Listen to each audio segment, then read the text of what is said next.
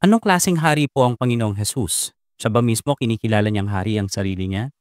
Yung sasakyan niya nga po hindi man lang kabayo, kundi batang asno. Tapos, wala pa siyang mga generals o kahit mga sundalo man lang. Yan po ang mga tanong na sisikapin nating sagutin sa pag-aaral natin sa triumphal entry ng Panginoong Hesus. Ako po si Kuya Jem and this is Sunday Extended.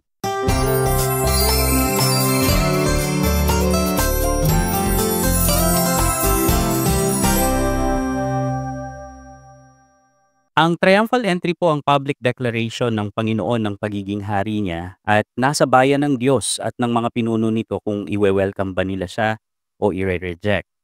Although hindi niya po ito sinabi verbally, may mga makikita po tayong patunay na ito nga ang intensyon ng Panginoong Hesus sa pangyayaring ito.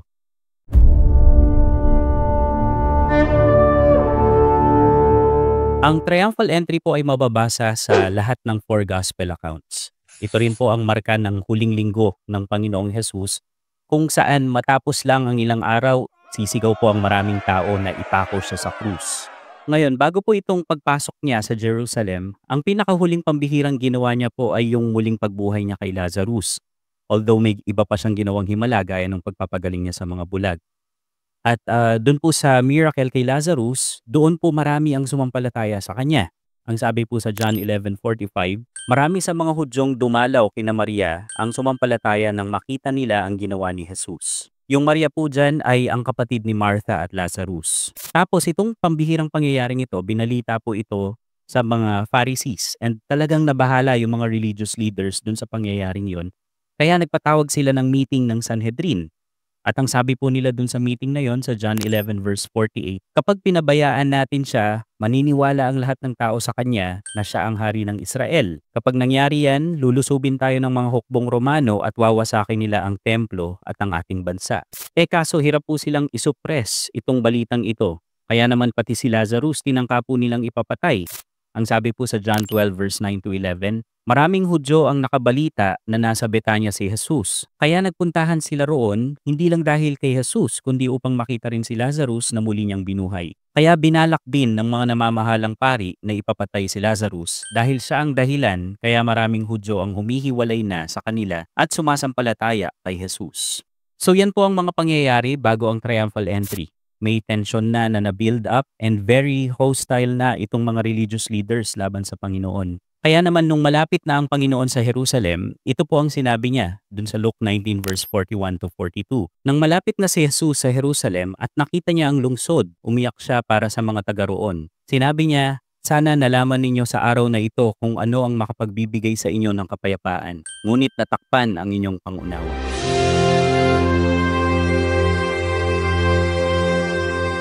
Para po sa pag-aaral na ito, magpo-focus po muna tayo sa John 12 verse 12 to 15.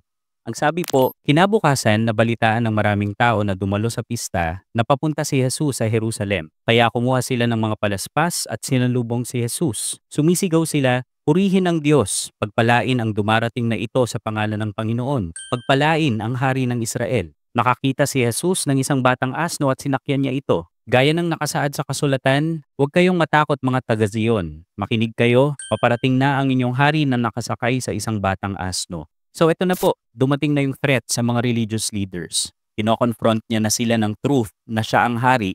At ano ba ang gagawin nila tungkol dito? Yuyuko ba sila sa kingship niya o tatanggihan nila ito? Evidently, kapag binasa po natin ng scriptures, makikita nating tinanggihan nila ito and actually ginamit pa po nila ito para ibigay ang Panginoon sa kamay ng mga Romans.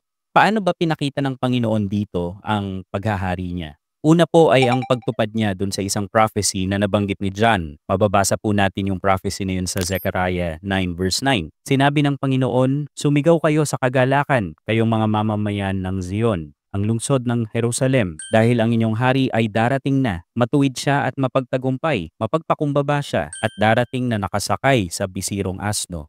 So yan po yung prophecy na na-fulfill. Actually, messianic prophecy po yan at pinapakita po dyan na hari yung darating na nakasakay sa bisirong asno. Ang ikalawa naman po ay mababasa sa Luke 19 verse 36 to 40. Ang sabi po, Habang nakasakay siya sa asno papuntang Jerusalem, inilatag ng mga tao ang kanilang mga balabal sa dadaanan niya. Nang pababa na siya sa bundok ng mga olibo at malapit na sa Jerusalem, nagsigawan sa tuwa ang lahat ng tagasunod niya at nagpuri ng malakas sa Diyos dahil sa mga himalang nasaksihan nila. Sinabi nila, pinagpala ng Panginoon ang haring kanyang ipinadala. Mayroon na tayong magandang relasyon sa Diyos, purihin ang Diyos sa langit. Sinabi sa kanya ng ilang pariseyong kasama ng karamihan, Guro, sawayin mo ang mga tagasunod mo. Pero sinagot sila ni Jesus, sinasabi ko sa inyo, kung tatahimik sila, ang mga bato na ang sisigaw ng papuri. No? So, parang nung una, sinusuway na siguro ng mga Pharisees na ito yung mga tagasunod ng Panginoong Jesus, pero hindi nila maawa talaga. So, dumiretso na sila sa Panginoon. And makikita po natin dito na tinatawag ng crowd na anak ni David o hari ang Panginoong Jesus.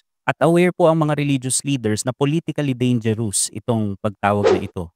Kaya naman pinaparebuke po nila sa Panginoon yung mga tagasunod niya.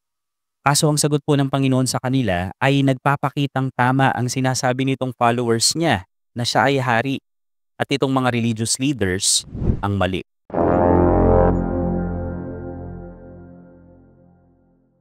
Ngayon, bakit asno ang sinasakyan niya kung hari talaga siya?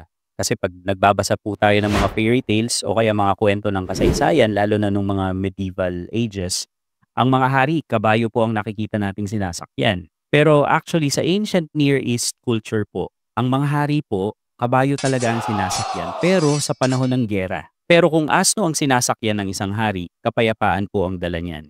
Sa scriptures, mababasa din po natin sa 1 Kings 1 verse 33 na lang halimbawa, na nung i-proclaim na hari si Solomon, hindi po panahon ng giyera at nakasakay siya sa batang asno. Sa Book of Judges, makakakita din po tayo ng mga halimbawa kung saan yung mga anak ng mga ilang judges ay nakasakay sa donkeys sa panahon ng pangunguna ng mga tatay nila. Sa unang pagdating po ng Kristo, makikita natin na talagang ang dala niya ay kapayapaan. Ang sabi po sa Ephesians 2 verse 14 to 17, at sa pamamagitan ng kamatayan niya, pinagkasundo niya tayo. Pinag-isa niya ang mga Hudyo at mga hindi Hudyo sa pamamagitan ng paggiba sa pader na naghihiwalay sa atin. Ang pader na giniba niya ay ang kautusan, kasama ang mga utos at mga tuntunin nito. Ginawa niya ito para pag-isahin ang mga Hudyo at hindi Hudyo, nang sa ganoon ay magkasundo na ang dalawa. Ngayong iisang katawan na lang tayo sa pamamagitan ng kamatayan niya sa krus, winakasan na niya ang alitan natin at ibinalik niya tayo sa Diyos. Pumarito si Kristo at ipinahayag ang magandang balita na nagbibigay ng kapayapaan sa inyong mga hindi Hudyo na noong unay malayo sa Diyos at maging sa aming mga Hudyo na malapit sa Diyos. Dala po niya ang kapayapaan sa pagitan ng mga Hudyo at hindi Hudyo at sa pagitan ng Diyos at ng tao. And kahit nga po nung kapanganakan niya, di ba? Ano po ang sabi ng mga anghel sa Luke 2 verse 14? Purihin ang Diyos sa langit,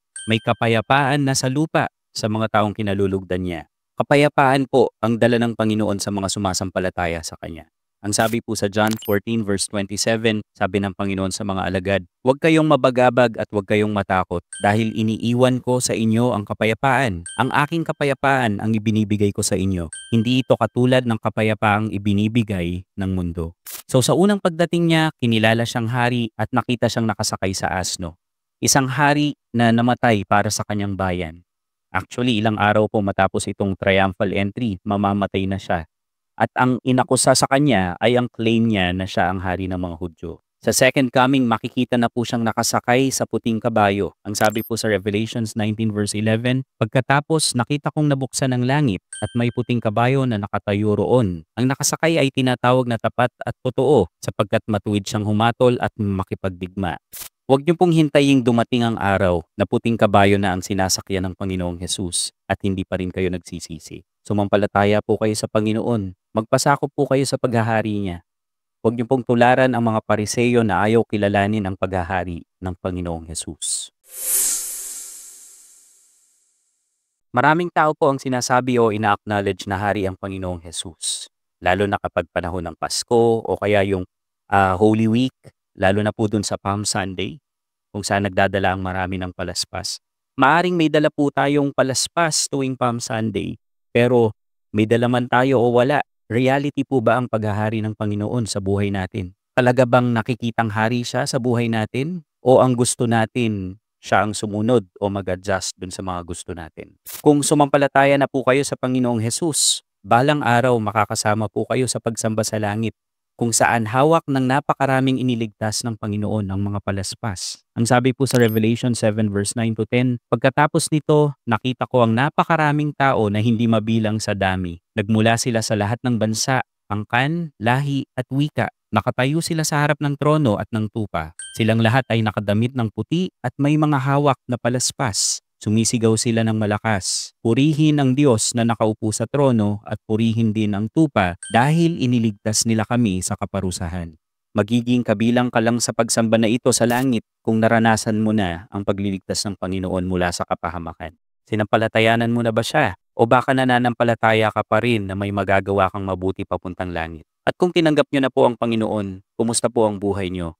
Iiwan ko po sa inyo ang hamon ni Pablo sa mga taga-Kolosas. Ang sabi po ni Pablo sa Colossians 2 verse 6, dahil tinanggap nyo na si Kristo Jesus bilang Panginoon, mamuhay kayo ng karapat-dapat sa Kanya.